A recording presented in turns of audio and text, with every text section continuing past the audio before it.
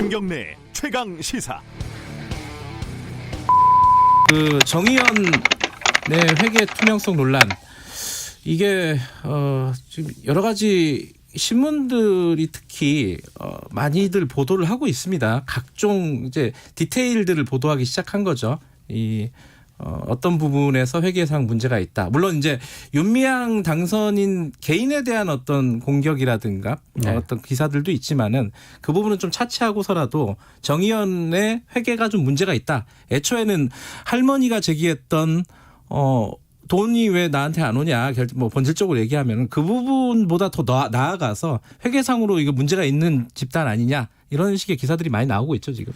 그렇죠. 뭐 어제는 뭐 예를 들면은 맥주집에서 3,300만 원을 써서 술판을 벌였다, 뭐 이런 식의 기사를 이제 썼는데, 물론 그 기사를 잘 보면은 3,300만 원 쓴 걸로 돼 있는데 실제로는 그 맥주집에서 3,300만 원을 쓴 게 아니라 실제로 이제 맥주집에 간 돈 한 450만 원 정도 되는데 왜 여기에는 3,300만 원이라고 써 있냐, 뭐 이런 기사였는데. 제목이 근데 그죠. 그렇죠. 제목은 뭐 3,000만 원짜리 술판을 벌였다는 식으로 그렇죠. 쓴 언론들이 꽤 있습니다. 그 맥주집에서 어떻게 3,000만 원을 씁니까, 사실. 근데 아무튼 그 내용은 사실 그 정의연 측이 밝힌 바를 쭉 보면은 약간 이제 이해가 되는 측면이 있습니다. 뭐냐면 그 1년에 사업비 총액을 그 해당 그 모금을 위한 사업비 총액을 이제 적은 게 3,300만 원이었던 거고, 그 기록에 적을 때 거래처를 적게 되어 있는데 그 3,300만 원에 해당하는 지출처들이 한 140여 개 정도 된다는 거죠. 그런데 그 기록에는 대표 지출처 하나를 적을 수 있게 돼 있어서 이제 맥주 그 상호를 갖고 있는 그런 회사의 법인명을 적었다라는 게 해명 내용인데, 오늘 중앙일보에 또 비슷한 얘기가 실렸습니다. 그래서 뭐 할머니 한 명에 4억을 지출한 걸로 돼 있는데 이건 뭐냐? 이것도 이제 마찬가지로 똑같은 거죠. 그렇죠. 이 사업비 4억에 대해서 여러 가지 지출처가 있다, 이런 내용인데 그중에 이제 대표 지출처를 할머니에 대해서 지출한 걸로 적은 거다, 이런 해명을 계속 하고 있는 상황이고, 그다음에 계속 또 이 보수 언론들이 쓰고 있는 것 중에 어떤 이제 상조회사에 1,170만 원인가를 지출한 걸로 돼 있는데, 상조회사는 그동안에 이 무료로 이제 지금 일을 해줬다고 한다, 어떻게 된 거냐, 이런 의문을 제기한 이런 기사도 있었습니다. 근데 그거에 대해서는 이 1,170만 원을 사실상 이제 그 상조회사가 자신들에게 현물 기부를 한 것으로 봐서 기부로 기부 영수증을 그들에게 발급을 해줬는데 현물 기부를 한 걸로 봐서, 근데 그 기부 영수증에 대한 회계 처리를 할 때 이게 이제 1,170만 원으로 잡힌 거다, 그게. 그래서 그것에 대해서는 뭐 일종의 장부상의 오류다, 이렇게 해명을 한 걸로 나와 있습니다. 그래서 이런 오류들이 있는 것에 대해서는 이제 뭐 고치면 되는 거고, 사실 또 국세청이 이것에 대해서 뭐 수정 공시를 해라고 명령을 하면 되는 문제이긴 한데, 뭐 우리 시민단체들이 이런 회계상의 어떤 허점이나 이런 것들이 또 공격의 빌미를 줄 수 있으니까 앞으로 좀 회계 원칙에 맞는, 좀 더 잘 맞는 그런 회계를 또 해야 되는 게 사실이겠죠. 그런데 이런 회계상의 어떤 허점들이 과연 윤미향 당선인의 어떤 착복이나 횡령으로 이어진 거냐, 또는 이 단체의 전체적인 어떤 부인식 회계가 이루어진 거냐, 이런 거를 증명하는 건 또 아닌 거지 않습니까? 그래서 그거는 뭐 앞으로 지켜봐야 될 내용이고, 추가로 공방이 또 이어질 내용인 것 같습니다. 좀 나눠서 봐야 되는데, 지금 이제 정의연 그 위안부 피해자 단체를 뭉뚱그려 가지고 다 이제 머릿속엔 들어오잖아요. 그렇죠. 그래서 회계 오류가 있고, 그 윤미향 당선인 자녀가 뭐 유학을 갔고 그게 돈이 어디서 났냐, 이게 한꺼번에 머릿속에 들어오니까 그 돈인가? 막 이런 연결고리가 생기거든요, 머릿속에. 근데 그렇죠. 그런 거를 좀 어느 정도 의도를 하고 일부 보수 언론은 계속 그렇게 보도를 하는 그런 의도도 있는 것 같아요, 보니까. 그게 범주가 다른 얘기예요. 그렇죠. 지금까지 나왔던 얘기 중에 정의연이 돈을 뭐 아까 말씀하신 대로 뭐 횡령이 일어났다든가 누군가 착복을 했다든가 이런 얘기는 나온 바가 없습니다, 지금까지는. 그렇죠. 이제 회계 공시가 뭔가 문제가 있다, 그거는 오류라면은 재공시를 하면 되는 거다, 여기까지는 지금 돼 있는 건데, 그 외로 더 나아가서 뭔가 범죄 행위라든가 어떤 부정 행위가 뭔가 잡힌 건 없어요, 기사상으로 봐도. 그러니까 아마 이제 미래통합당이 하나 제기한 거는 이 정의연이 소식지를 발행을 했는데 이 소식지 발행한 것을 이제 일을 맡긴 업체가 수원시민신문인데, 그렇죠. 이 수원시민신문의 발행인입니까?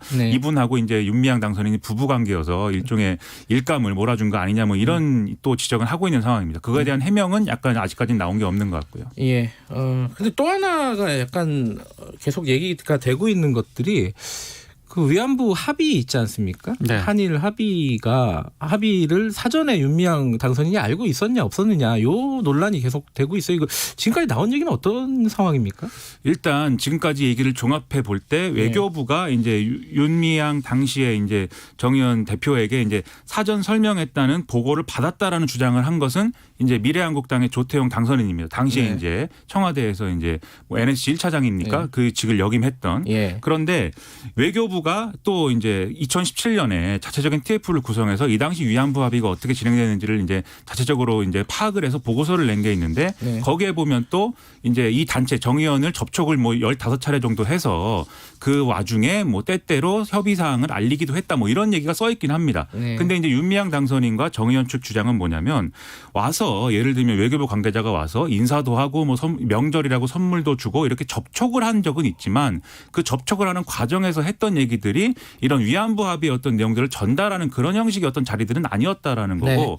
또 전달했다고 볼 수 있는 내용이라는 거는 그 전까지 어떤 뭐 이 일본 정부가 뭔가 사과를 하기로도 했고 뭐 이 10억엔을 뭐 출연하기로도 했고 이런 얘기들은 오간 적은 있지만 지금 위안부 합의의 핵심 문제라고 우리가 얘기하고 있는 뭐 앞으로 이제 국제사회에서 네. 이 문제를 거론하지 말 것 그리고 소녀상을 뭐 철거할 것 그리고 이것은 불가역적인 합의다 이런 것들은 전달받은 바 전혀 없다라는 얘기입니다. 그리고 이 부분에 대해서 조태용 당선인의 경우에도 사전 설명했다는 보고를 외교부로부터 자기가 받았다인데 구체적으로 외교부가 그 당시에 뭘 설명했다는 내용은 나는 잘 모른다거든요. 네. 그러니까 사실 둘이 뭐 진실공방이라고 할 것도 없는 거죠 사실.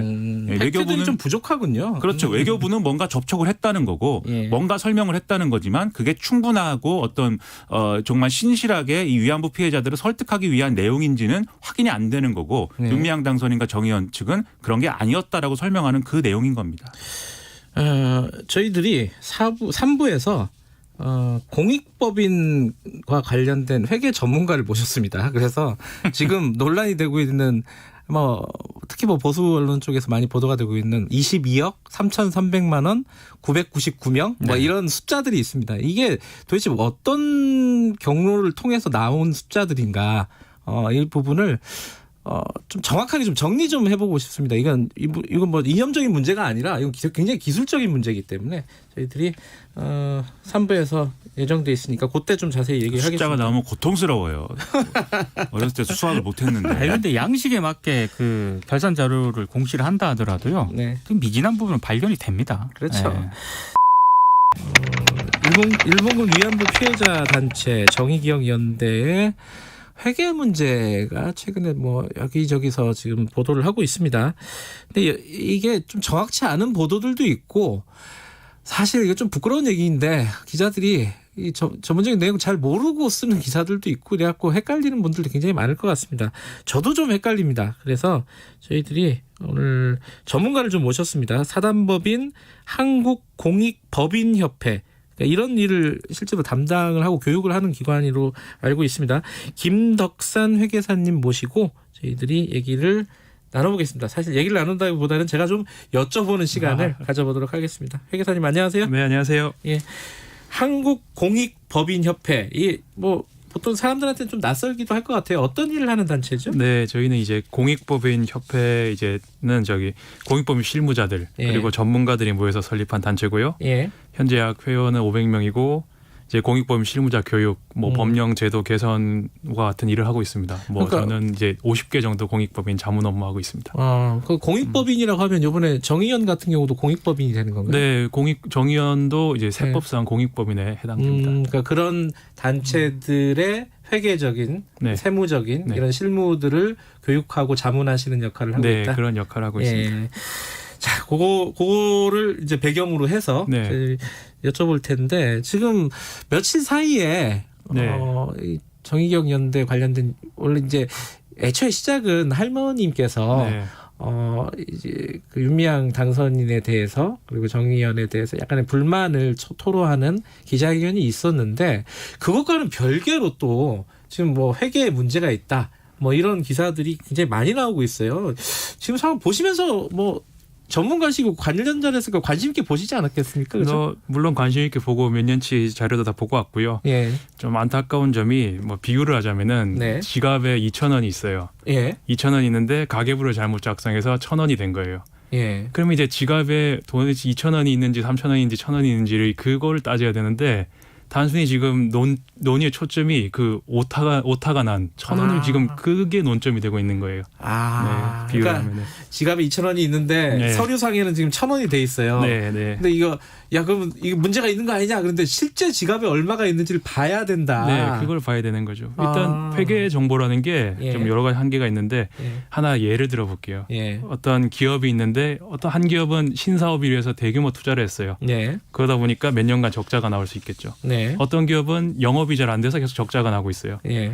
같은 적자이지만 이제 세부적인 내용은 다르죠. 네. 그런 내용을 판단하지 않고 적자가 나는 기업이라고 두 개를 동일시하기는 어려울 겁니다. 이제 회계 정보는 그런 한계가 있습니다. 지금 이제 구체적인 얘기 조금 이따 여쭤보고요. 네. 하나만 좀 총론적인 얘기 하나 여쭤보면요. 정의연이 이제 시민단체잖아요. 네. 시민단체 회계가 그렇게 정교하거나 그러지는 않다. 네. 이거를 전제로 해서 네. 그럼에도 불구하고 좀 문제가 있다. 회계가 지금 뭐 조금 나쁘게 얘기하면 엉망이다. 이렇게 얘기하는 사람들도 있어요. 실제로 여러 가지 공익법인들을 다루실 테니까 네. 정의연의 회계가 그렇게 문제가 있는 상황입니까? 사실 저 내부 정보를 보면은 뭐 정확하게 말씀을 드릴 수가 있는데 현재 지금 제가 볼 수 있는 정보는 좀 제한적인 정보고 네. 이제 국세청 홈택스에 공개된 그 정보들만 보고 있습니다. 네. 근데 이게 좀 정말 빙산일각 같은 제한적 정보라서 또 요약되고 정리된 자료입니다. 그래서 네. 이것만 가지고 이게 문제가 있다, 문제가 없다는 사실 판단하기는 어렵습니다.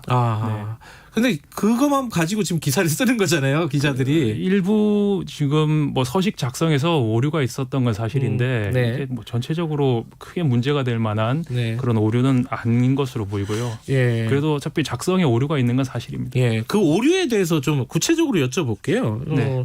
이게 사람들이 궁금할 거예요. 대표적으로 가장 좀 많이들 회자하는 기사로 보면은 뭐 중앙일보 기사 제목이 이렇습니다.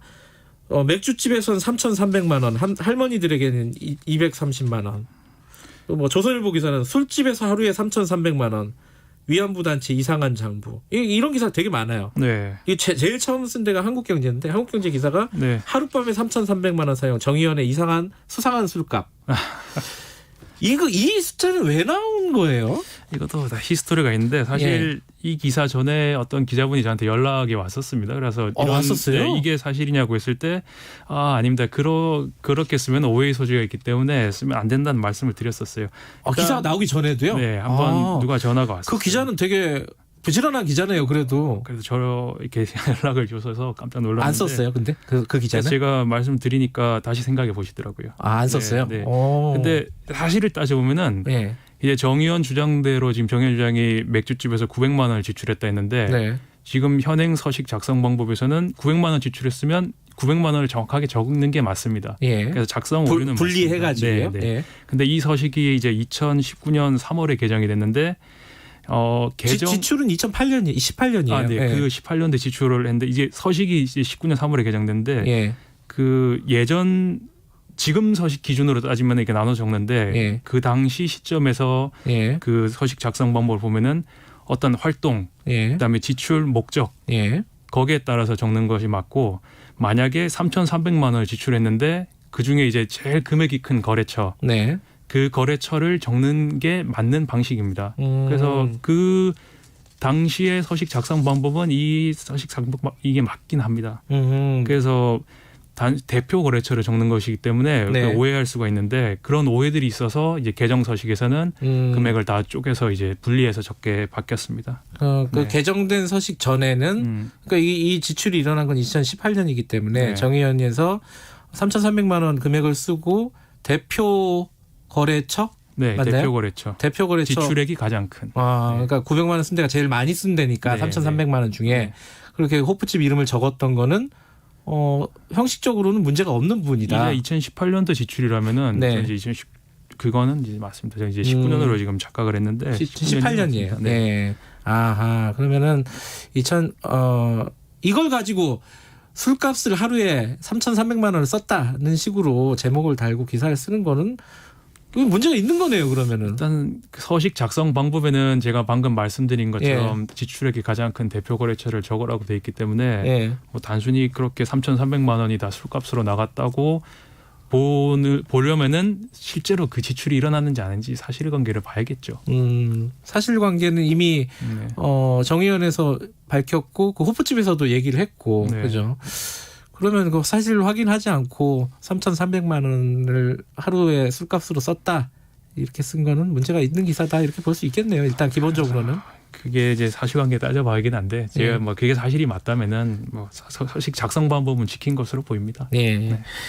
그리고 또 하나가 이게 22억 원이 증발됐다, 실종됐다, 뭐 이런 식으로 표현을 하는 게 있습니다. 네네네. 이건 왜 벌어진 일인가요? 아 이것도 히스토리가 다 있는데요. 예. 일단은 제가 일단 통장에 22억 있는지 없는지를 보면 가장 정확한 거 아닙니까? 이건 그러니까 뭐 정의연의 오타인지 아닌지. 통장에.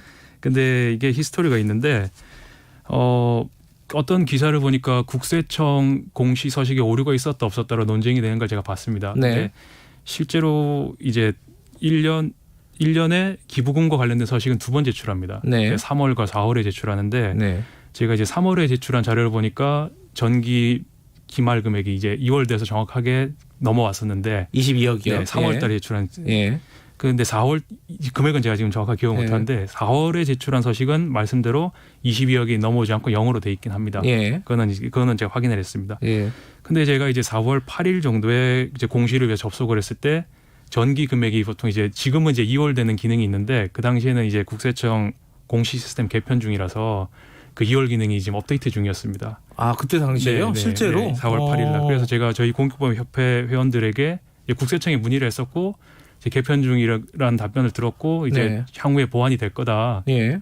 그래서 이제 공익법협회 회원들에게는 제가 뭐 지금 시스템 개편 중이니 좀 더 기다렸다가 이제 네. 2월 금액 넘어오는 기능이 추가되면 그때 네. 이제 공시 서류를 작성해라라고 안내를 했었습니다. 그럼 그때 당시에 국세청에 시스템에 오류가 있었던 건 사실이고. 오류라기보다는 개편 과정에서 뭐 있었던 일인 것 같고 네. 그리고 지금은 원활하게 되고 그리고 만약에 오류를 하더라도 네. 전기 금액을 사실 확인하는 건 맞습니다. 22억이 제대로 다시 들어와 있는지. 들어온 그걸 확인을 하는 건 해야 됩니다. 근데 이것도 말씀하신 대로 장부상의 문제인 거죠. 실질을 봐야죠. 그렇죠. 통장에. 실제는 지금 모르고 장부를 갖고 얘기를 하는 건데 물론 이건 오류가 있어갖고 국세청이 공시를 다시 하라고 지금 얘기를 했습니다. 네, 맞습니다. 네, 그 부분은 다시 공시를 하면 되는 건가요? 특별히 문제는 없는 건가요? 일단은 이제 상속세 및 증여세법에서 이제 예. 공시 의무를 규정하고 있는데요. 이제 국세청장은 이제 공시 기한 내 공시를 하지 않거나 네. 또는 공시 서류에 오류가 있을 경우에는 1개월의 기간을 두고 재공시를 요청할 수가 있습니다. 그러면 이제 1개월 이내 재공시를 하면 되는 부분이고요. 네. 그래서 여기서는 뭐 엄밀하게 따지면은 2월 금액이 지금 정확하게 기재되지 않은 오류는 있는 건 사실입니다. 이게 뭐 사소하든 사소하지 않든 네. 그 부분에서 이제 국세청이 이제 재공시를 하라고 명령할 수도 있는 것도 맞고요. 네. 근데 다만 이걸 가지고 뭐 회계 장부가 문제가 있느냐 없느냐는 그것도 또 사실관계 따져볼 일입니다. 아하, 네. 예. 단순히 재공시하라고 했다고 예. 이게 뭐 회계가 부정하다 이렇게 성급하게 판단할 수는 없습니다. 알겠습니다. 이게 사실 이제 일반인이나 기자들이 바라보는 시각과 전문가가 바라보는 시각은 또 조금 또 수위가 다르기 때문에 지금 전문가분의 의견을 듣고 있습니다. 또 하나 궁금한 게 시간이 많지 않아서 제 의문을 다 풀 수 있을지 모르겠는데 이 수혜자 이게 그 기부금 사용 내역에다가 수혜자를 적는데 네. 어떤 데는 99명, 어떤 데는 999명 이런 항목들이 굉장히 많더라고요. 네. 여기에 대해서 정 의원은 이게 관행적으로 이렇게 많이 적었다. 왜냐하면 불특정 다수한테 이제 수혜가 돌아갈 경우에는 이게 맞는 얘기예요? 이 서식 자체를 좀 이해할 필요성이 있는데요. 네. 일단 좀 정확하게 사실 기재하면 좋았을 겁니다. 좀 네. 수혜자를 특정할 수 있는 부분이라면은. 네. 근데 이제 이 서식이 이제 2019년 3월에 개정되면서 수혜자를 적는 칸이 있는데 네. 이제 이 서식은 매년 기부금이 꾸준히 들어오고 지출이 되는 네. 그런 단체에 좀 적합한 서식입니다. 네. 그래서 뭐 우리가 알고 있는 뭐 초록우산 어린이재단, 뭐 네. 세이브 더 칠드런 같은 이제 모금을 해서 배분을 하는 기관들 네. 그런 기관들은 이 서식을 작성하는데 큰 어려움이 없습니다. 네. 수혜자를 수를 특정할 수가 있죠. 어린이 몇 명에게 지원금을 줬고 또는 뭐 몇 명에게 장학금을 줬고. 네. 근데 이제 어떤 업종 이제 정의연의 경우도 할머니 몇 분에게 생활비를 줬다는 부분은 정확하게 기재를 할 수가 있습니다. 이 부분은. 그거는 이제 다른 사업이고 예를 들어 모금 네. 사업 같은 경우는 예를 들어 뭐 기념품 같은 걸 만들어서 길거리에서 불특정 다수한테 나눠줄 수가 있잖아요. 그렇긴 하죠. 그런 것들은 사실은 몇 명을 특정할 수가 없는 거 아니에요? 그런 부분이 있습니다. 교육 사업이나 예를 들자면은 뭐 교육 사업, 연구 사업 같은 경우에는 수혜자를 1대1로 찾기는 좀 어렵기도 하고요. 또 다른 공익법인 중에 예를 들자면은 뭐 공원을 운영하는 뭐 그런 공익법인의 경우에는 뭐 공원 방문자를 계속 이제 셀 수는 없으니까 네. 작성하는 사실 어려움이 있습니다. 그리고 또 재밌는 게 이 수혜자가 사전적 정의가 이제 수혜를 받는 사람인데 예. 뭐 동물단체의 경우에는 고양이, 개에게 사료를 지급했다고 했을 때 예. 도대체 이 수혜자의 범위에 개, 고양이를 넣어야 되는지 네. 그 숫자를 어떻게 할지 회계 담당자가 굉장히 고민이겠군요. 그런 좀 고민은 있는 건 사실입니다. 근데 여기 이 부분에 대해서 좀 더 세심하게 좀 작성할 필요성은 있었습니다. 마지막으로 하나 정도 더 여쭤볼 수 있을 것 같은데 네. 지금 이제 사실 논란의 핵심이 돈을 받아서 후원금을 받아가지고 네. 할머니들한테 얼마나 썼느냐 네. 이거잖아요. 하나가 네. 핵심의 하나가. 네. 근데 지금 정의연에서 얘기한 게 41%고 네. 근데 금액으로 따지면 한 9억 원 정도 됩니다. 네. 이게 많은가 적은가 이거는 딱 잘라서 얘기하실 수는 없을 것 같아요. 근데 공익법인들 많이 보시니까 이 부분 이 논란에 대해서는 어떻게 생각하시는지 한번 듣고 싶어가지고. 일단 사업비를 명확하게 정의할 필요가 있는데 네. 뭐 직접 사업비 여기 이제 정의연 같은 경우는 직접 사업비가 할머니들의 생활비, 병원비입니다. 네. 근데 직접 사업비가 아니지만 뭐 연구, 교육, 뭐 쉼터 운영, 추모 사업 네. 이런 것도 큰 범위에서 사업비에 들어갑니다. 네. 뭐 정확하게 좀 비율을 드리면은 예를 들면은 어떤 장학재단인데 A 장학재단은 장학금을 1억 지급합니다. 예. B 장학재단은 오히려 체험 활동 이런 걸 더 중요시해서 아이들을 데리고 캠프를 가고 네네. 뭐 이제 관광버스 빌리고 예. 뭐 입장료 내고 식사하고 강사 초청하고 이런 데 1억을 씁니다. 둘의 사업의 성격이 다르기 때문에 아하. 정확하게 비교를 할 수 없습니다. 예. 만약에 정의연이 원래 직접 사업비로 10억을 예산을 잡았는데 네. 다른 데서 예산 초과가 있어서 계획 대비 7억밖에 지급 못했다. 예. 그런 상황이라면은 문제가 될 수 있는 상황이긴 합니다. 알겠습니다. 그 마지막으로 지금 한 30초밖에 안 남았는데 기부금 영수증 다 한번 그 사용처 영수증 공개하라 이런 주장이 있었어요. 이거 어떻게 생각하세요? 그렇게 많이들 해요? 기부금 영수증 공개보다는 사실 영수증 자체가 무슨 의미가 있겠습니까? 어떤 뭐 만약에 안마의자를 샀다, 이게 할머니를 위해 샀는지 다른 목적으로 샀는지 영수증엔 정보가 없습니다. 뭐 개인적으로는 이 문제는 이제 주무관청 관리감독 권한 있는 주무관청에서 또는 국세청에서 좀 내부 자료를 가지고 사실을 판단해서 결정할 사항인 것 같습니다. 네, 알겠습니다. 오늘 바쁘신데 나와주셔서 전문가적 식견을 보여주셔서 감사드립니다. 고맙습니다. 네, 감사합니다. 아까 제가 오프닝에서 잠깐 말씀드렸는데 정의기억연대 이 상황이 한마디로 얘기하면은 뭐 점입 가경이다. 뭐 이렇게 네. 표현할 수도 있을 것 같아요. 네, 모 신문에서 이렇게 썼더라고요. 정의기억연대는 정의도 없고 기억도 없고 연대도 없더라라고 이야기를 했는데 이 정의가 무엇이고 기억해야 되는 거는 뭐고 누구와 어떻게 연대를 해야 되는지를 잘 모르고 쓴 게 아닌가라는 생각이 듭니다.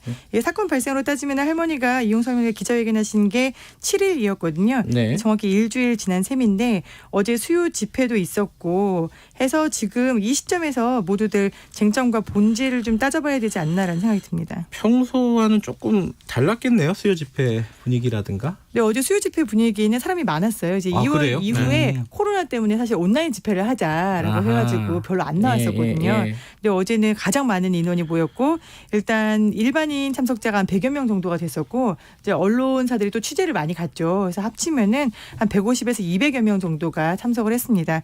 그리고 그 옆에서는 이제 보수 유튜버들이 옆에 와가지고 뭐 누구를 이용해 먹는 거냐, 돈을 내놔라, 토해내라, 윤미향이 그만둬라 이런 또 고성을 지르면서 맞불 집회를 하는 모습까지도 다 중계가 되어서 좀 이게 왜 이런 변질이 되었을까라는 생각이 좀 들었습니다. 지금 여러 가지 보도가 나오고 있습니다. 지금 이제 회계상에 뭐 문제가 있다라는 보도들은 쭉 진행이 됐었고 어제까지 네. 그 부분에 대해서 이제 정의연도 이제 대답을 내놓긴 했는데 그 부분이 완전히 뭐 서로 간에 이해가 됐는지는 아직 좀 뭐 잘 그렇죠. 모르는 상황이고. 네. 근데 오늘은 보니까 이용수 할머니 관련된 기사가 두 가지가 나왔는데 하나는 이용수 할머니가 편지를 통해 가지고 언론사에 입장을 밝힌 게 부분이 있죠. 네. 그죠? 그리고 또 하나는 중앙일보가 인터뷰를 했는데 네. 그 내용이 조금 두 개가 달라요. 그래서 좀 헷갈리는데 좀 정리해보죠. 그 먼저 언론사의 입장 밝힌 부분은 어떤 내용이었어요? 그러니까 가해국인 일본의 공식적 범죄 인정 사과, 네. 그다음에 진상 규명과 법적 배상금 재발 방지를 위한 제도적인 장치 마련 등을 촉구를 했고요. 네. 그러면서 그 윤미향 그 당선자 있지 않습니까? 예. 정의연의 활동 방식에 대해서 언론들이 각종 의혹을 제기하고 있는데 기성 언론의 근거 없는 억측과 비난, 편가르기 하지 마라 이렇게 또 비판을 했습니다. 네. 그러면서도 정의기억연대를 향해서요. 지난 그 30년간 활동 과정에서 사업 방식의 오류나 잘못을 극복하기 위한 과정이 필요하다 이런 점을 지적을 했고요. 네. 지금 시대에 맞는 사업 방식이라든가 책임 있는 집행 과정, 투명한 그런 공개를 촉구를 했습니다. 네. 그리고 박근혜 정부 당시 한일 간 졸속 합의와 관련해서 정부의 대민 의견 수렴 과정과 내용 그리고 당시 전대협 관계자들의 정부 관계자 면담 시 대화 내용 등과 같은 그런 내용들이 있지 않습니까? 이게 조속히 공개가 돼서 우리 사회 신뢰가 회복돼야 한다 이런 점 등을 좀 여러 방면에서 좀 많은 점을 좀 지적을 했습니다. 그런데 중앙일보는 이용사 할머니와 따로 만나가지고 인터뷰를 길게 했더라고요. 월간 중앙 단독 인터뷰 사실이 네. 저희 취재팀에 어제 오후에 전달이 됐거든요. 아 그래요? 네, 사실 어제 7일 이후에 많은 기자들이 대구에 내려가서 그렇죠. 이 모 암자에 묵고 계시다라는 이용수 할머니를 만나려고 그랬겠죠. 모두 노력을 많이 했어요. 네. 네. 근데 지금 이용수 할머니 전화기가 꺼져 있는 상태였고요. 그 이후에 네. 지금 그 수양딸 분과 공식적인 통로로 해서 기자들이 이야기를 했는데 아무도 만나지 않겠다라고 하다가 이제 딱 한 명과 인터뷰를 했는데 그게 월간 중앙 기자였던 겁니다. 그래서 그 부분에 대해서 월간 중앙 기자와 인터뷰를 한 게 석연치 않다라는 의견들이 있었는데 그 내용을 보면은 역시 어제 언론사에 보내셨던 입장문과는 상당히 결이 다릅니다. 네. 어제 언론사에 보낸 입장문은 이 폄훼와 소모적인 논쟁은 지양해야 한다라는 게 핵심이거든요. 네. 그러니까 지난 30년 동안 진실을 밝히기 위해 투쟁 과정에 나타났던 사업 방식의 오류나 잘못은 극복하자. 즉 네. 대승적으로 앞으로 나아가자라는 내용인데 월간 중앙과의 인터뷰 내용을 보면은 수요 집회는 그만해라. 윤미향과는 화해 안 한다. 정치로 풀 수 있는 문제가 아니다. 학생들이 너무 불쌍하다. 내가 기부금을 그렇게 공개하라고 했는데 지금까지도 공개하지 않았다. 라는 어떻게 보면은 상대방에 대해서 잘못을 계속 지적하는 네. 그러니까 입장문에서의 어떤 앞으로 나아가자라는 대승적인 차원은 보기 어렵고 그렇죠. 네. 네가 잘못했고 뭐가 잘못됐고 지금도 마음에 안 들고 앞으로도 화해 안 해. 이런 식으로 인터뷰가 진행되어 있어서 약간 고개를 좀 갸웃하게 됩니다. 이게 짧은 인터뷰가 아니라 꽤 길게 했고 전문은 뭐 나중에 공개를 한다고 하고 네. 중앙일보에 나온 것만 해도 또 짧지 않은 기사예요. 그렇습니다. 근데 네. 보면은 이용사 할머니가 정의안에 대해서 굉장히 여러 가지 일단 감정도 안 좋고 사실관계에 대해서 비판적인 시각을 갖고 있는 건 사실인 것 같아요. 그렇죠. 네. 네. 이 부분이 어떤 이유에서 배경에서 비롯됐는지가 참 궁금한 부분입니다. 우리 인터뷰 브리핑 끝나고 최봉태 변호사랑 연결을 할 텐데 최봉태 변호사님이 아는 부분에 대해서 좀 들어보면은 일정 부분은 알겠지만 또 완벽하게 해소가 그렇죠. 되지는 않을 것 같아요. 네. 참 걱정입니다. 이게 원래 이제 사실 피해자 단체와 그 피해자 단체를 함께하는 사람들과의 갈등은 굉장히 오래된 일이거든요. 네네. 어쩔 수 없이 벌어진 일이기도 하고요. 근데 어떤 부분이 문제가 있는지 이 부분은 조금 더 보긴 봐야 될 것 같습니다. 네, 그리고 뭐 기금을 투명하게 쓰자는 문제 제기해서 제가 이제 그제 회계 투명성 얘기하면서 참여연대를 언급했었는데요. 이게 법적으로 공익법인이 연간 100만 원 이상 기부금을 사용하면은 사용처하고 대상을 밝혀야 하거든요. 네. 뉴스타파도 하시고 계시잖아요. 네. 네, 근데 이걸 제대로 지키는 것이 사실 참여연대랑 뉴스타파 정도거든요. 이게 왜냐하면은 회계사와 변호사를 다 따로 둬야 되기 때문에 그렇죠. 네. 처음부터 쉬웠던 것도 아니고 지금도 쉽지 않은 일인데 시민사회단체에 대한 어떤 공격으로 프레임을 잡으면은 누가 기부하겠습니까? 그리고 누가 운동하고 누가 끌고 나가겠습니까? 그리고 그 이용수 할머니 입장문이 있지 않습니까? 네. 오늘 많은 언론들이 이걸 보도를 했는데 그러니까 조선일보와 뭐 동아일보 이런 언론들은 그 기성 언론 비판한 부분이 있지 않습니까? 또 이 부분은 쏙 빼고 보도를 했더라고요. 폄훼하지 마라. 네. 정의연의 지금 이 성과를 폄훼하지 마라라는 부분이 있는데 그 부분은 또 빠져 있죠. 쏙 빼고 보도를 했습니다. 어쨌든 그 이용사 할머니 편지도 그렇고 인터뷰도 그렇고 여러 가지가 좀 뒤섞여 있다는 생각이 좀 듭니다. 네. 이 부분은 정리하는 데 시간이 좀 걸릴 것 같다. 그리고 그 정리하는 시작은 어쩔 수 없이 힘들어도 정의연이 해야 되는 거다. 이거는 그런 생각이 듭니다. 다음 아이템으로 넘어가죠. 그 세월호 관련된 소식이 어제 하나 들어온 게 있어요. 이거는 사실 그 세월호 당일에 청와대에서 무슨 일이 있었느냐. 특히 그렇죠. 이제 박근혜 전 대통령 7시간 그 부분하고 연관되는 문제이기도 하고요. 근데 네. 거기에서 새로운 얘기가 나온 거죠, 지금. 그러니까 사회적 참사 특별조사위원회가 어제 기자회견을 열었는데요. 네. 원래 그 박근혜 청와대가 세월호 참사가 발생한 2014년 4월 16일 그 당일 오전 9시 19분 YTN 보도를 통해서 사건을 최초로 인지했다 이렇게 주장을 해왔거든요. 네. 그리고 9시 24분에 청와대 내부에 해당 사실이 전파가 돼서 대통령 보고와 초동 조치를 취했다는 게 지금까지 청와대가 밝힌 주장입니다. 네. 사실 이거는요. 그 재판에서도 검찰과 법원이 이거를 팩트 사실로 전제하고 재판이 진행이 됐었는데 네.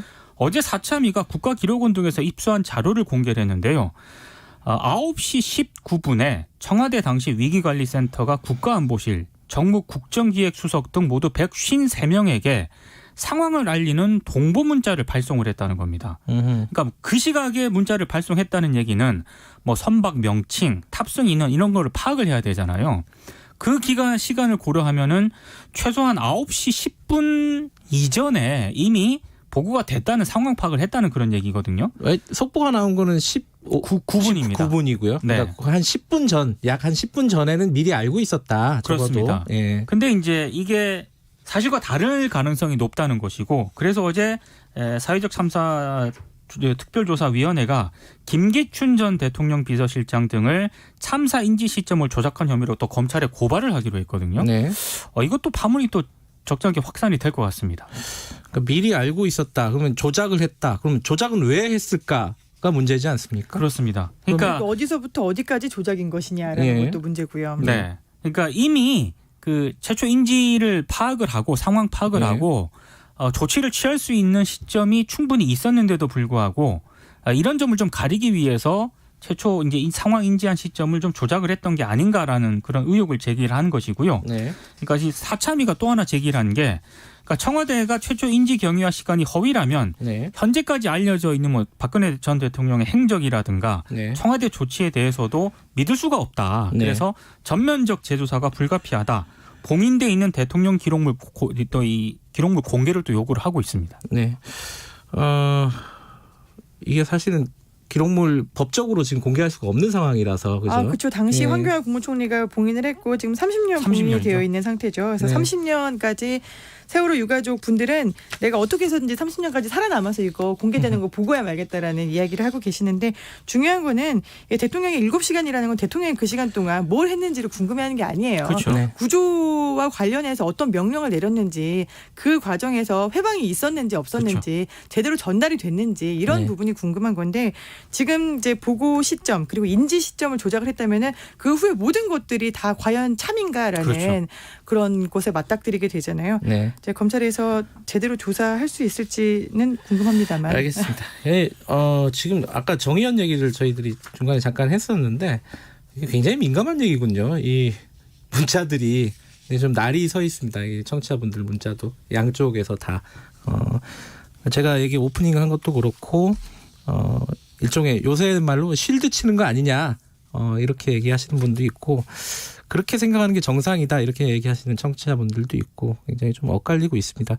하나하나 민감하고 발언 자체가 아까 김양송 기자가 얘기했듯이 참여연대에 관련해서 엊그제 저희들이 네. 얘기했던 부분도 약간의 오해의 소지가 참여연대가 들으면 또 있을 수도 있겠다라는 생각이 듭니다. 청취자 여러분들에게 양해 말씀드리고요.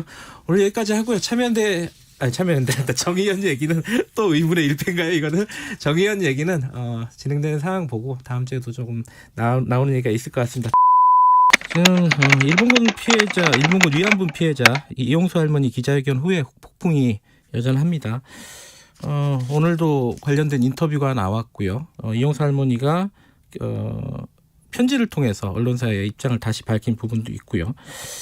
여러 가지 지금 배경이 무엇인지 진짜 본 뜻은 무엇인지 궁금한 부분들이 있습니다. 이용수 할머니와 가까운 사이이기도 하고요. 대한변호사협회 일제 피해자 인권특별위원장으로 계신 최봉태 변호사님 연결해 보겠습니다. 변호사님 안녕하세요. 네, 안녕하십니까. 예, 모르시는 분들을 위해서 변호사님이 이용수 할머님과는 어떻게 연을 맺게 되셨는지 좀 간단하게 말씀해 주실 수 있으신가요? 제가 이게 94년부터 97년까지 이제 일본에 동경에서 유학을 했거든요. 네. 그때 이제 우리 일제 피해자들이 이제 일본에 와가지고 여러 가지 법적 투쟁을 하고 정언도 하시고 뭐 그랬었는데 네. 그 이후로 지금 할머니를 알게 되어가지고 지금 이게 20년 이상 할머니들이 법적 투쟁을 옆에서 뭐 좀 도움을 드리려고 지금 그렇게 활동하고 있고 거의 할머니는 대구에 계시기 때문에 네. 제가 뭐 일주일에 한 번 이상은 할머님들하고도 식사도 매주 토요일마다 아하. 대구는 토요마당이라고 있습니다. 그래서 예. 할머님을 중심으로 해가지고 모여가지고 식사도 같이 하고 해서 그렇군요. 예. 할머니를 돌보고 있습니다. 최 변호사님도 대구에 계신 거고요. 예, 대구에 있습니다. 예. 그럼 뭐 자주 만나시는 사이고 요번에 기자회견 하시기 전에 일주일 전에요.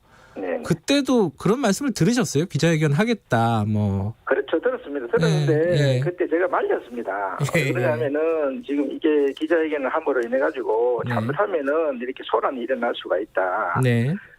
특히나 이게 지금 저 할머님께서 이게 지금 그 윤미향 당사자 관련돼가 이게 논란이 되는 거거든요.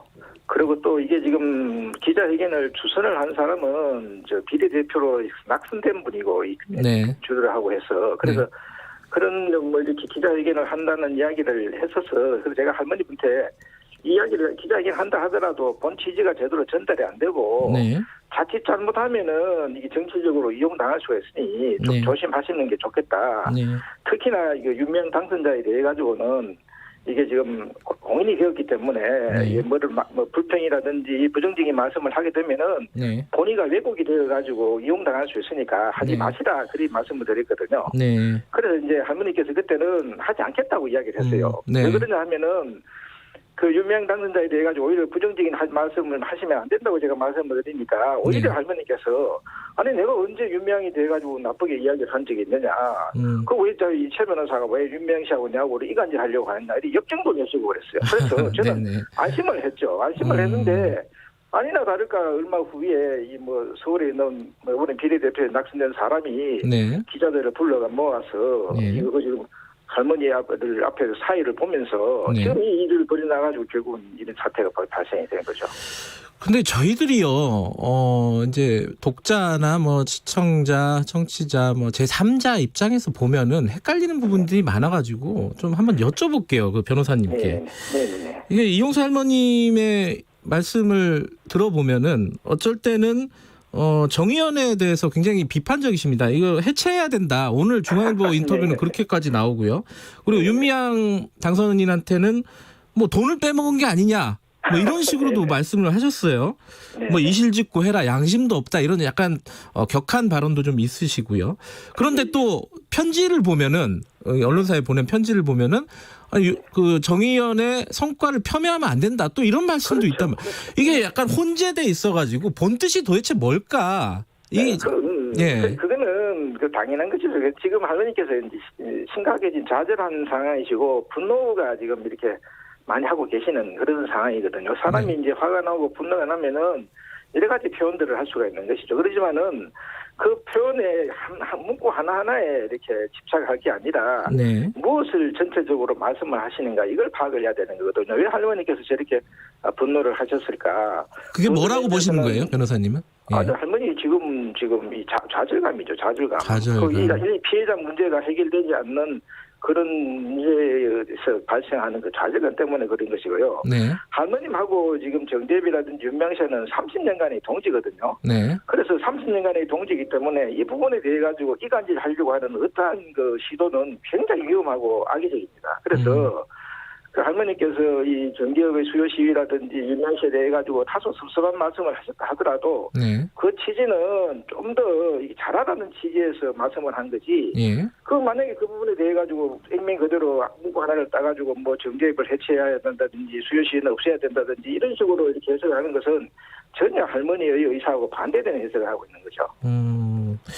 그러니까 문구 하나하나에 너무 매달려 가지고 해석을 하다 보면은 이게 사실 맥락이 무엇인지가 모르는 상황이 돼버리는 거거든요. 그렇죠. 예.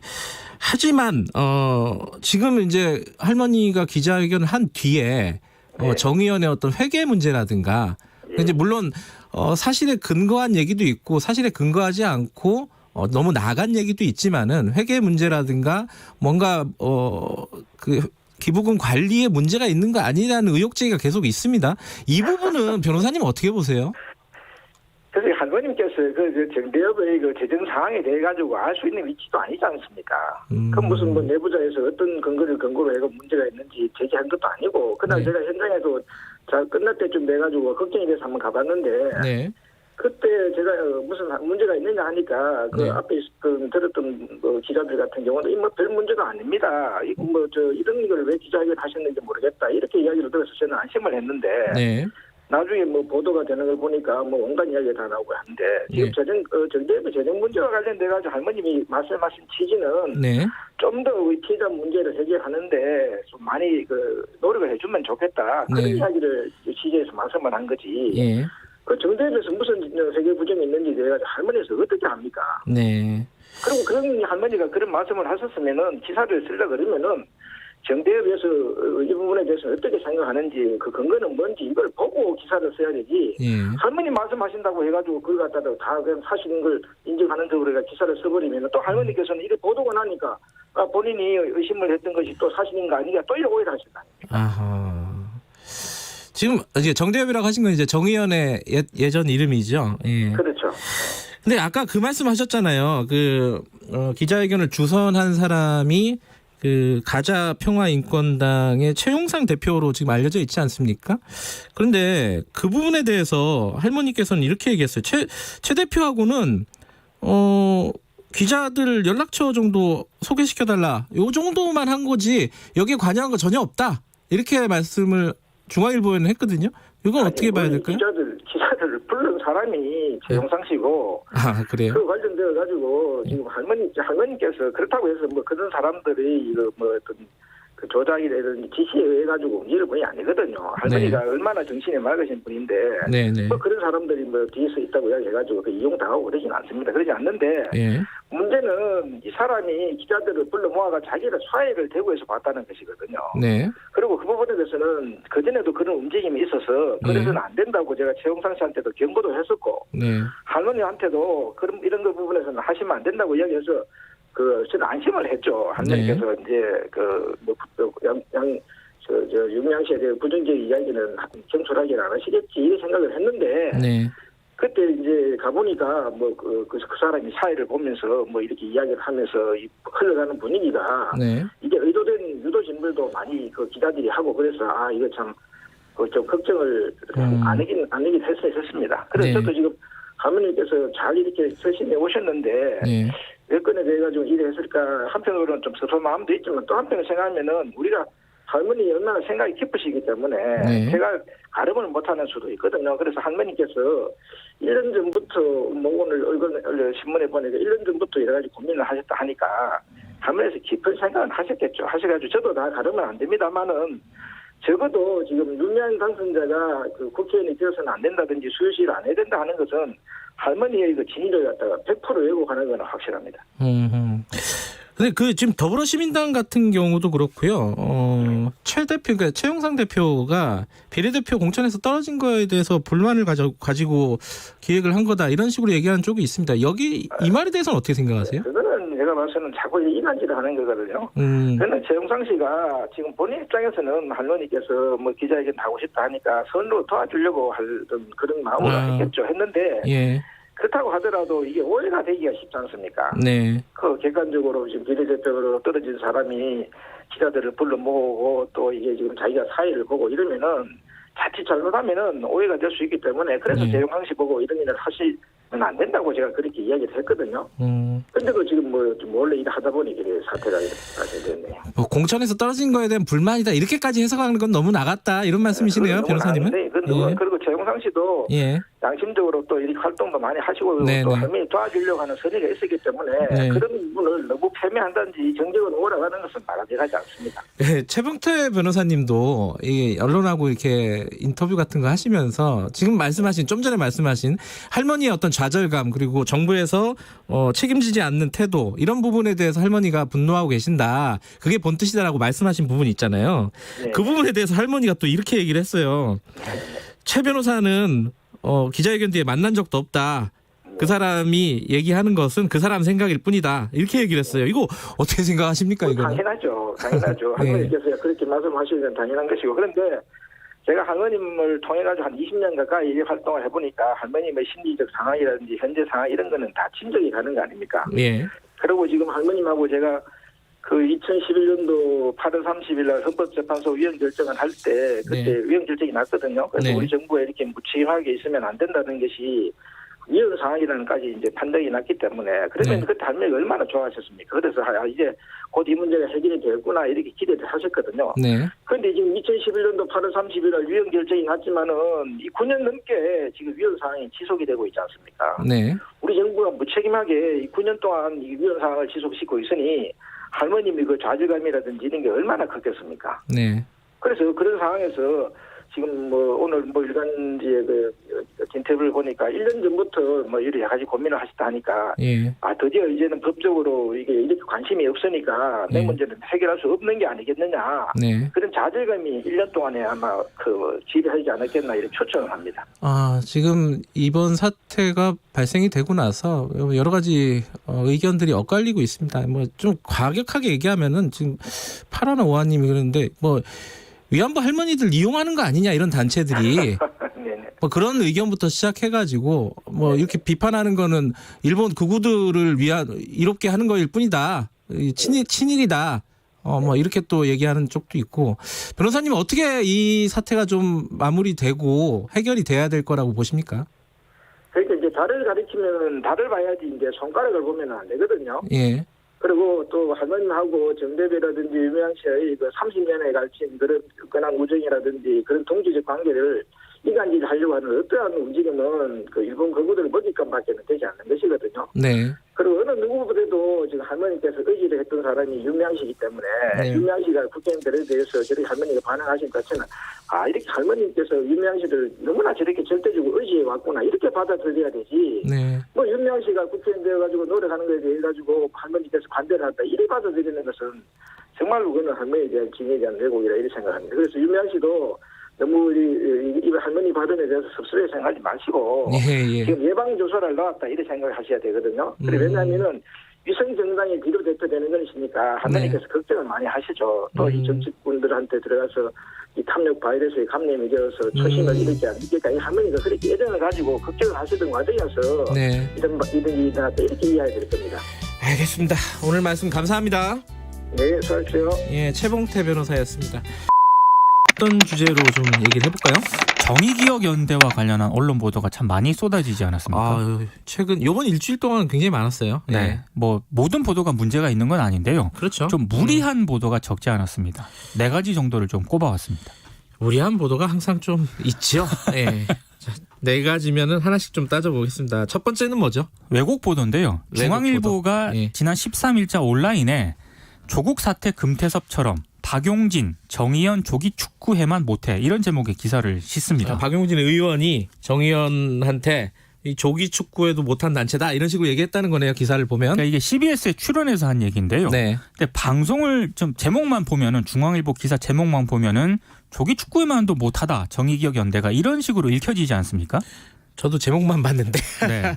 근데 이 박용진 의원이 그렇게 얘기를 안 했습니다. 아, 그래요? 그러니까 요즘 국민의 눈높이가 높아져가지고 네. 회계 불투명성을 용납하지 않는다. 네. 기업, 시민단체, 심지어 동네 조기 축구에도 다 검증을 받는다. 네. 이 논란이 길어지면 정의기억연대가 지금까지 운동한 그 정당성 있지 않습니까? 네. 이게 훼손될 가능성이 많으니까 조금 억울하겠지만 이 문제는 털고 가는 게 낫다. 네. 이런 취지의 발언을 했습니다. 그러니까 완전히 그 제목과는 다른 내용이고요. 박용진 의원도 어지간해서는 SNS에 이렇게 거친 글을 잘 안 쓰는데 네. 뭐 이런 기자가 다 있습니까? 라면서 사과와 정정을 요구를 했고 예. 중앙일보가 결국에는 기사 제목을 수정을 했습니다. 저기 중앙일보 기사예요. 그렇습니다. 이게 이제 민동기 기자도 그렇고 저도 그렇고 이제 기자 생활을 하다 보면은 이 제목 뽑는 게 참 어렵습니다. 어렵죠. 요새는 또 제목 갖고 장사를 하기 때문에 그렇습니다. 가급적이면 또 자극적으로 뽑으려고 많이들 해요. 그러다 네. 보면은 기사 내용에는 그 내용이 없는 경우들이 있어요. 제목은 있고. 그래서 예. 요즘은 또 제목만 보시는 분들도 많거든요. 그렇죠. 이게 바쁘니까요. 그래서 오해하고 잘못 알고 계신 분들도 많습니다. 맞아요. 이게 제목을 신중하게 뽑는 어떤 그런 관행이 좀 언론사에 좀 있었으면 좋겠습니다. 낚시 제목 뭐 이런 것들은 좀 지양을 해야 되는데 참 어렵습니다. 지금 시장의 환경에서 언론 네. 환경에서. 두 번째는 뭡니까? 침소봉도인데요. 네. 그 한국경제신문이 지난 11일 정의연이 맥주집 한 곳에서만 기부금 3,300만 원을 썼다. 네. 이렇게 보도를 했고 제가 말씀드렸잖아요. 죽어요. 하루에 3,400만 원 술을 먹으면은. 그 다음 날 또 조선일보가 이걸 일면에서 또 보도를 했거든요. 네, 네. 그러니까 제목만 보면은 역시 정의기억연대가 맥주집에서 하루에 3천만 원 이상 쓴 걸로 지금 이렇게 읽혀지는데 그렇죠. 이 사실과 다릅니다. 그러니까 2018년 한 해에 50개 지급처에 지출한 모금 사업비의 총액을 말하는 건데요. 네. 물론 이 가운데 이제 지출 금액이 가장 큰 후원의 밤 사업 비용을 대표 지급처로 정의기억연대가 기재를 했는데 네. 이게 국세청 기재 방식에 따른 것이라 하더라도 그 연간 100만 원 이상을 지출하게 되면은요. 네. 해당 수혜자와 수혜 단체를 별도로 기재를 해야 되거든요. 네. 그러니까 정확하게 기재한 건 아니기 때문에 이걸 좀 지적을 할 수는 있다고 보는데요. 근데 이걸 갖다가 마치 뭐 하룻밤에 3천만 원 이상 그렇게 맥주집에서 술을 마셨다라는 식으로 제목을 뽑는 것은 너무 문제를 확산시키겠다는 그런 비판을 받을 수밖에 없습니다. 이것도 사실 제목의 문제이네요. 본질적으로는. 그렇습니다. 예. 이게 제목을 그렇게 만약에 100만 원 이상 지출할 때는 따로 써야 되는데 그렇게 안 써. 이렇게 쓰면은 자극적이지가 않잖아요. 사실 그게 정확한 제목이죠. 예, 예. 예. 뭐 어찌됐든 뭐 그 문제가 있는 거고 세 번째는 뭡니까? 익명 낱말입니다. 네. 그러니까 그 조중동을 비롯해서 일부 언론이 윤미향 당선자가 2015년 한일 위안부 합의 당시에 네. 협상 과정에서 외교부 당국자를 여러 차례 접촉을 했고 네. 합의 발표 직전은 내용을 다 들었다. 이제 이렇게 보도를 하지 않았습니까? 예. 그랬다가 갑자기 태도를 180도 바꿨다라고 비판을 했는데요. 이때 등장한 그 익명의 취재원들이 대부분 전직 외교부 당국자, 당시 협상 과정에 정통한 복수의 소식통 이런 익명의 취재원들입니다. 네. 근데 지금 이런 익명의 취재원들이 주장하고 있는 이런 내용에 대해서 윤미향 당선자는 사실이 아니다라고 전면 반박을 하고 있거든요. 네. 이 자체도 논란거리인데 여기에 이제 언론에 등장한 익명의 그 전직 외교부 당국자들이 거의 대부분 박근혜 정부 때 한일 위안부 합의에 책임이 있는 당사자들이거든요. 이 당사자들의 일방적인 주장을 팩트 체크 없이 그대로 보도하는 게 과연 온당한 보도 태도냐 이제 이런 비판이 있는데 이건 한번 고민을 해볼 대목인 것 같습니다. 이건 사실 어디 뭐 문서가 딱 있는 것도 아니고 녹음을 그렇죠. 해놓은 것도 아니고 주장인데 네. 양측의 주장인데 그 이해관계자들의 주장 일방적인 주장을 받아 써서 이 기사를 쓰면은 좀 쉽지 않죠. 그러니까 양쪽에 균형 있게 좀 그건 다뤄져야 되는 부분이죠. 그러니까 전직 외교부 당국자라 하더라도요 실명을 밝히고 근거를 가지고 얘기를 하면은 저는 보도할 수 있다고 보는데 네. 지금 주장밖에 없거든요. 네. 이건 조금 무리한 보도인 것 같습니다. 마지막은 뭡니까? 어제 잠깐 제가 언급을 했는데 선택적 보도입니다. 이용수 할머니가 정의기억연대가 낸 성과에 대해서 폄훼와 소모적인 논쟁은 지양돼야 한다 이런 입장문을 발표를 하면서 네. 그 일부 언론의 근거 없는 억측과 비난, 편가르기 보도에 대해서도 지적을 했거든요. 네. 그러니까 소모적인 논쟁에도 언론이 책임이 있으니까 좀 자중하라 이런 의미를 담고 있는데 네. 조선일보와 동아일보 등 일부 언론들은 이 부분만 쏙 빼고 보도를 했습니다. 네. 그러니까 본인들에게 좀 불리한 건 빼고 보도를 했는데 예. 제가 봤을 때는 뭐 유리한 것만 싣고 불리한 건 뺐다는 얘기 아니겠습니까? 예. 이런 선택적 보도는 제대로 된 보도가 아닌 것 같습니다. 아전 인수 뭐 이런 거네요, 그죠? 그렇습니다. 예. 기자들끼리 예전에 그런 농담 많이 했는데 뭐 기자의 몇 가지 원칙 중에 하나가 뭐 침소봉대, 아전 인수 이런 걸 잘해야지 이제 칭찬받는 기자다 이런. 약간 자조 섞인 농담도 예전에 많이 했었는데 이게 참 잘 안 고쳐집니다. 그렇습니다. 특히 이런 민감한 부분에서는 조금 차분하게 기사를 쓰는 그런 분위기가 좀 만들어졌으면 좋겠어요. 우리 언론 시장에서도. 네. 여기까지 듣죠. 고맙습니다. 고맙습니다.